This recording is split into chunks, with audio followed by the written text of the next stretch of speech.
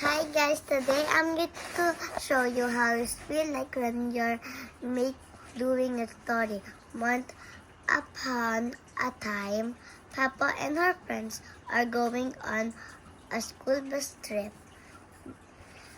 Madame Gazelle says, "Let's check if you're all here," says Madame Gazelle. Here cries Peppa. Today brings Madame Gazelle. We are going on a trip to the mountains. Hooray! Cheer all the children. Peppa and Susie are all already a little hungry. Please, can we eat our lunch now?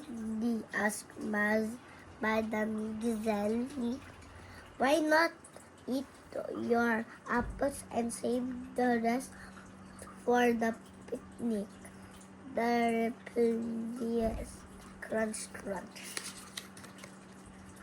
The bus has arrived at the foot of the mountain. The route is very steep. Come on, bus. You can make it. Everyone cheers. Peppa and her friends have finally made it to the top of the mountain. Look at the view, gasps Madame Gazelle.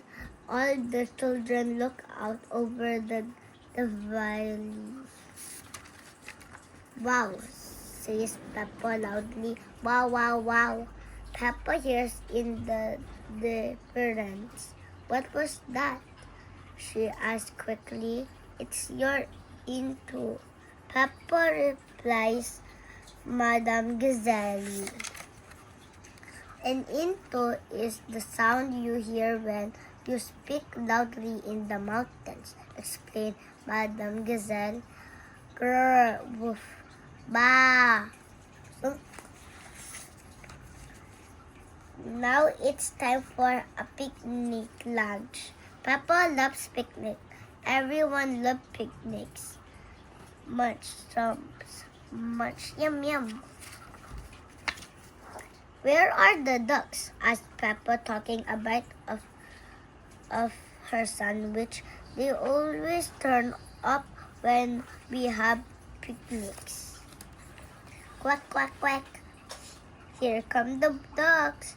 Hello, would you like some bread? Peppa asked the duck. The ducks are very lucky today. There is plenty of bread. The bus has arrived. It's time to go home. Let's all sing a song, suggests Madame Gazelle. Hooray! Everyone has had a great day. The end. Bye. See you in the next video of my older sister story.